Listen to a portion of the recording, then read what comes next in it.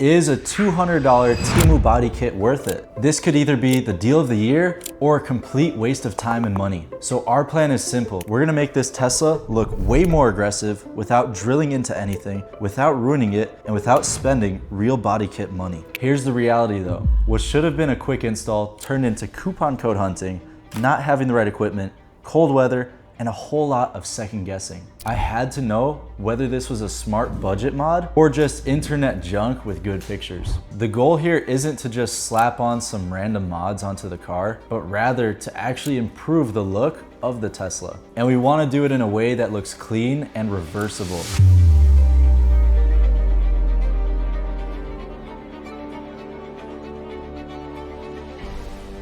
So before the install even started, there's already a struggle. If you're buying something off of Temu, you already know the game. Nobody wants to be the person who pays full price and then finds out there was a giant coupon sitting somewhere online the whole time. So we spent about an hour digging for coupon codes, seeing what would work. We tried everything. All these random pages on Google that you're seeing, yeah, we went to all of them. In reality, searching for coupons is like a side quest so that you could save money. And eventually, we actually found one that saved us $50. Now at this point, after we got the rewarding feeling of finding that coupon, we felt as if the price that we were getting it for was too tempting not to try. If this thing shows up and actually works, this is gonna be the cheapest mod to make your Tesla look better.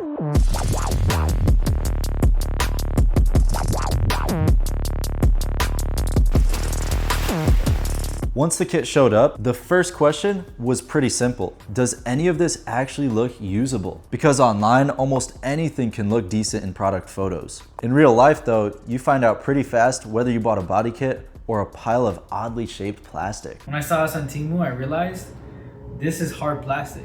This is Chinesium at its absolute finest. Big Chinesium, this is the best. And honestly, first impressions were not terrible.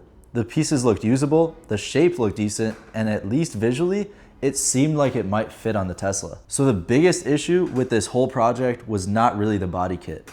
It was the car. This isn't some beater where you could just send self-tapping screws into whatever panel looks convenient. It's a Tesla, and I really didn't want to do anything permanent to it, especially if the next owner wants the car back to stock. So right from the beginning, the plan was to avoid drilling permanent holes, and the way that we went about that was by buying 3M tape. Now this sounds like a smart idea, right? Well, we're gonna find out real quick if it was or not. Once we started installing everything, it actually felt like this might go smoother than expected. We cleaned the panels, we lined everything up, we started test lifting parts, and piece by piece, the car started taking shape. And this is usually the dangerous part of a project like this. When you see that the first few pieces go on, your confidence goes up and you start thinking like the rest of the job is gonna be easy. So now we're facing our first real problem. Our whole strategy depended on using 3M tape instead of drilling into the car. And we didn't even have enough tape to finish the install. The tape that was included with the packages was actually really strong, but there definitely wasn't enough, which is kind of a huge problem when your entire plan is based on avoiding permanent mounting. So now our project started slowing down.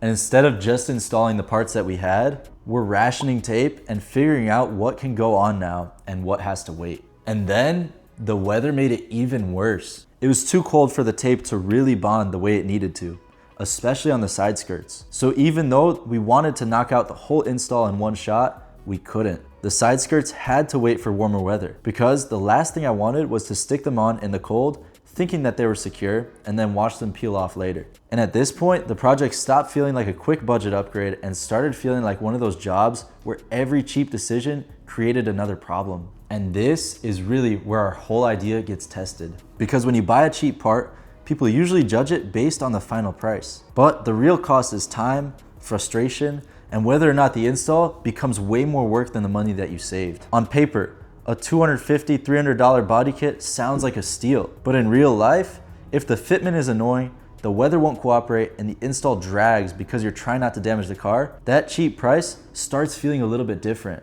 So at this point, the question was not whether or not the kit was still cheap, it was whether it was still worth it. Thankfully, the weather finally warmed up, and we came back to finish the job the right way. With better temperatures and enough 3M tape, the side skirts finally had a real chance to stick the way that they were supposed to. And this was the part that I was waiting for, because until everything was actually on the car, it was hard to tell whether this would look like a complete setup or just a collection of random add-ons. Once the last pieces started going on, the whole look of the Tesla changed. It sat lower visually, it looked sharper from the sides, and it finally started making sense as a full package. And honestly guys, once everything was on, it looked way better than I imagined. For something that costs around $200 to $300, the visual difference is enormous. I mean, just look at the stance of this thing. It looks way more aggressive without changing the whole character of the car. And the fact that we were able to do it without drilling into the body makes it a lot easier to live with. But visually, if you take a couple of steps back, it looks like a completely different car.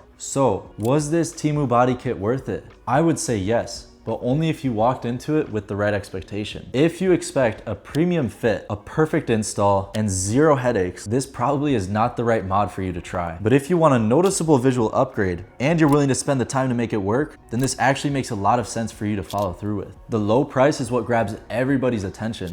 But the real win here is being able to change the look of your car without doing anything permanent. And in the end, I think we pulled that off today. So let us know, what do you guys think? Does a cheap Temu body kit on a Tesla actually work? Or would you spend more to get something nicer? And if you guys want to see more budget car experiments like this, subscribe, because we've got a lot more bad ideas like this. And they probably shouldn't work, but we'll make them work. We'll see you next time on Shift Garage.